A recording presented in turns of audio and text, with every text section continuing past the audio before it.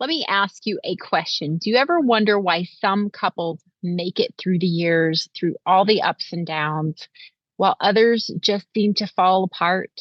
And do you want your relationship to stay together and be strong and healthy and last the years until death do you part into the beyond? Well, the truth is that staying together isn't about never fighting or always agreeing. Even marriage experts from John Gottman to Esther Perel agree that it's really three things that make a marriage strong and last throughout the years. And I want to share those with you today, but I'm also going to add my little extra bit of flavor about feminine energy. Now, feminine energy, as you know, is a receiving energy. It's not a pursuing energy. And when you have that polarity with your partner where he can pursue you, a man feels really good. They feel alive and they feel vital when they're pursuing. And a woman also feels very relaxed and calm when she's receiving. So it's a wonderful dynamic when you can figure that out and get that balance. And that's what I'm here to help you do. Now, as with many relationships, sometimes you need a little extra help. I have loads of testimonials, marriages, engagements, people who have stayed together. So I can absolutely help you too. So check out my self-study courses below in the links or consider my private coaching portal if you need a little extra one-on-one.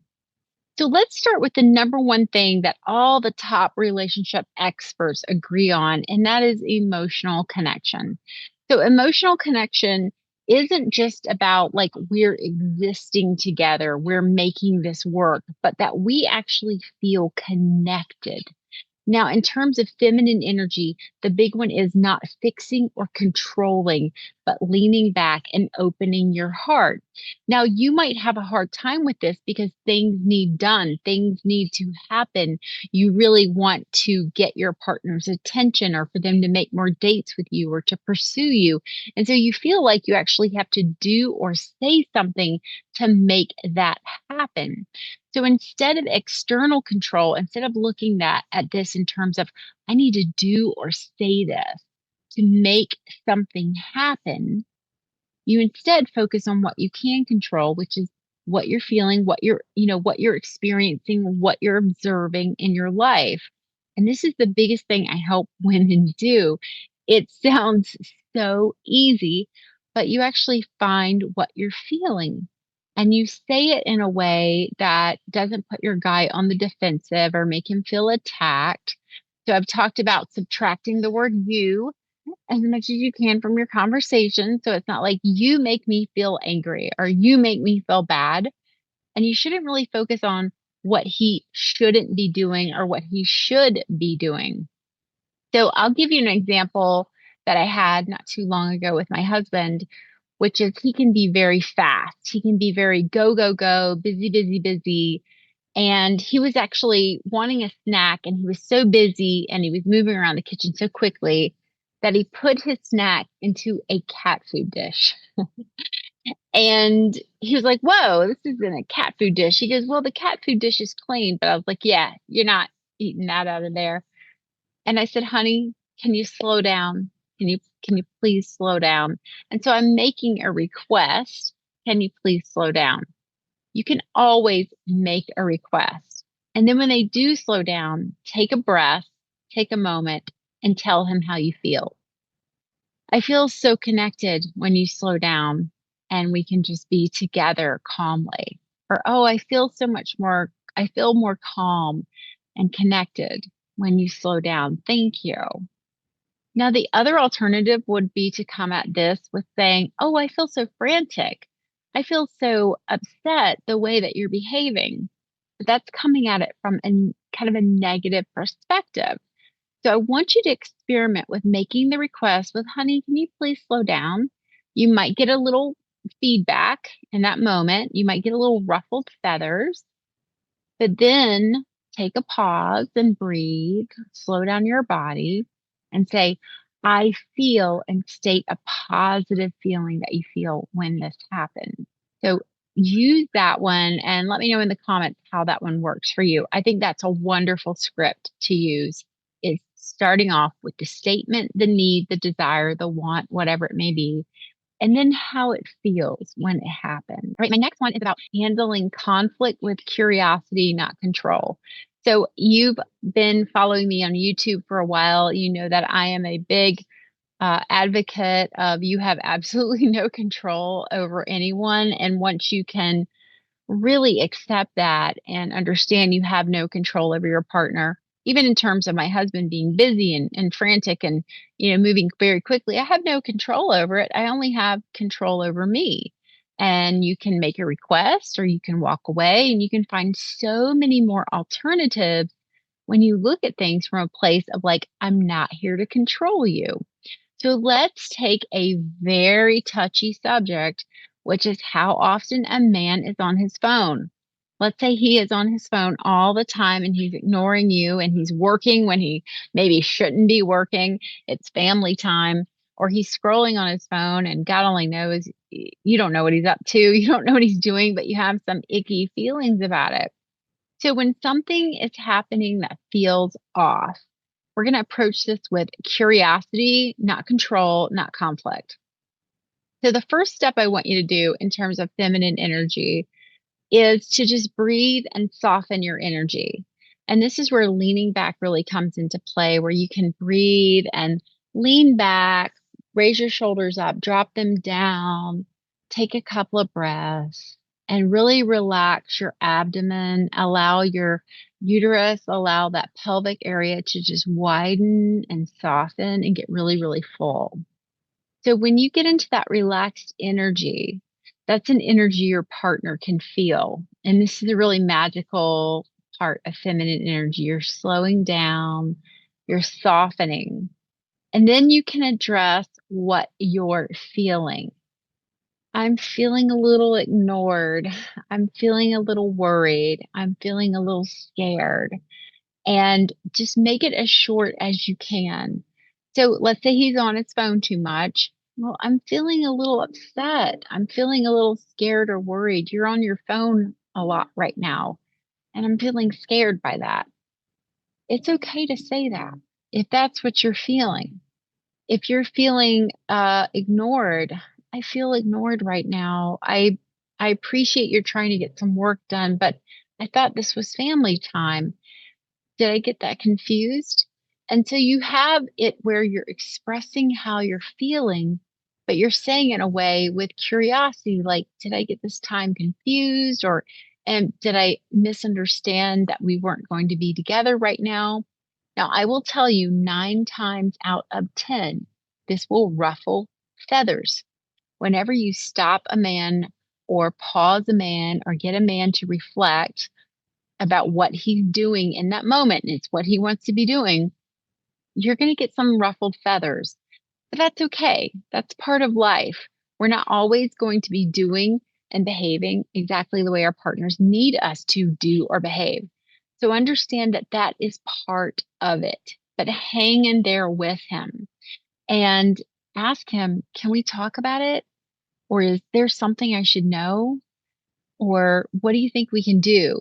And those are statements or closers that come from a place from curiosity. Now, that softness is really going to pull a man closer to you and want to come together closer instead of pulling away. Now, again, there may be ruffled feathers, but once he goes, you know what, you're right, I'll just put my phone down. I'll just have more work to do on Monday.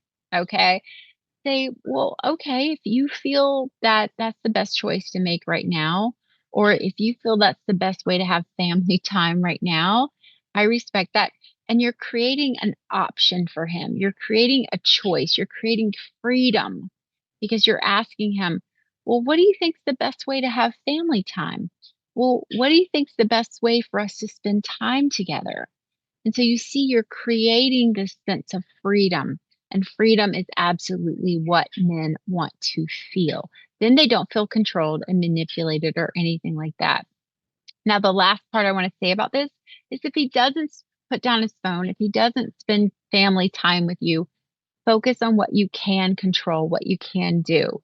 So I've had a couple of situations in my life where I'm like, I'm going somewhere else. I go take a bubble bath, or I go work on an art project, or I go in a completely other room. And then 10, 15 minutes later, he comes in and says, well, I thought we were going to watch our show. And I'm like, well, you're on your phone.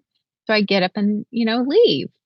I thought we were going to watch our show or have family time together. And then then they start to learn that if they want to have family time and togetherness with you, they need to also participate in that. Okay, so this last tip I'm going to share is about keeping romance and appreciation alive. A big script that I share with you in my very popular ebook, 500 Ways to Talk to a Man, is about I appreciate when you. I appreciate that you. And you want to use those openers. I appreciate when you. I appreciate that you unloaded all the groceries today. I appreciate that you broke down all the Amazon boxes. I really appreciated that you came and asked me how I was feeling after I got off that phone call. Whatever it may be, I appreciate. Appreciate is the magic word with a man. And like I said, you can learn more about that in 500 Ways to Talk to a Man. That ebook has been helping women in marriages for going on 10 years now, and it'll help you too. Now, here's why it works. Men need to feel admired. Just like feminine energy women, we like to feel we're beautiful and we're appreciated and we're on some level adored. But feminine energy actually really knows how to give this natural. And one of the big things feminine energy likes to have is safety, a feeling of safeness, security. So whenever you're with your guy, you can tell him, I appreciate you hanging out with me tonight. I feel so safe and I feel content. Or I love how it feels when you hold me. I love how safe I feel when you're here with me. You're focusing on that safety, that cushion, that appreciation that men do bring us. Now, I have mentioned this in a couple of other videos, but one of my favorite all-time television shows was Bless This Mess. And it has Dax Shepard and Lake Bell. And this was just a brilliant, brilliant television show.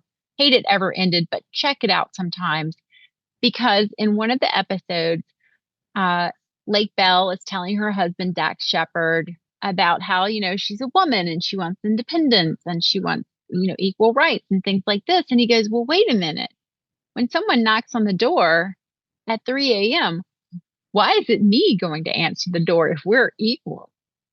And it really brings into perspective that feeling. And I was talking about this way before they made this show about how, a couple of times someone rang our doorbell at 3 a.m. and I'm like calling 911 and my husband is answering the door in his underwear, and this with the baseball bat behind the door. And so this is how men do things. And it's so different than how women want to do them. So focus on that safety, focus on that appreciation. And when I say women, even if you identify as a feminine energy person, uh, you will attract and draw to you a masculine energy counterpart. And one of you will be more prone to protecting and doing something more daring, more risking than the other one. Occasionally there's a shift, and that's a feminine energy man who's actually attracted to you for all your power and your masculinity. But when it comes time to answer the door at 3 a.m., make sure you have these things sorted out if that's something you really need. So if you've been asking yourself, how do I really stay together with my partner? How do I keep my marriage and my love strong? The shortcuts are you want to be receptive. You want to be able to receive that love and attention that they're doing. Look for the little small things they're doing. Be vulnerable. Let them know how you feel. But as much as you can, try to answer it with something that feels good. Men love to know that you're feeling good. That's why they love to give us orgasms. They want to know you're feeling good. So always follow it up with, oh, I feel so comfortable, or I feel so happy. I feel so excited. They need to know these really positive feeling statements. And then lastly, keep showing gratitude for your partner. It is all the little things we do in life that we take for granted that until that person is gone, we just we're just flying, at night. We don't really see all of these things that they're doing and saying and helping us. That is what really makes love last. And then a bonus thing I want you to do is whenever you can, be interested in what they are interested in. I find myself so often, my husband is telling me so many things about the music world or about, his records or something. And I'm just like, okay. And it's a lot to listen to, but the times I really take to focus in on him and listen to him, they really mean a lot to the man and they mean a lot to us. If he did that to me, it would be some difficult conversation if he were to act a little disinterested or ignore me. So men are a little bit better at that in a lot of regards. Now, as always, if you want more scripts or tools or guidance on exactly what to say to a man so he hears your heart, I have so many amazing courses over on my website, everheartcoaching.com. I suggest you start with 500 ways to talk to a man. And if you need more one on one, I have my coaching portal. I'll have those links all below. Because the truth is, love doesn't happen by chance. It happens because you're doing the work and you're stepping into your feminine energy and you're having that delicious polarity that keeps a relationship alive and vibrant. All right. I hope this video has been helpful. Until next time.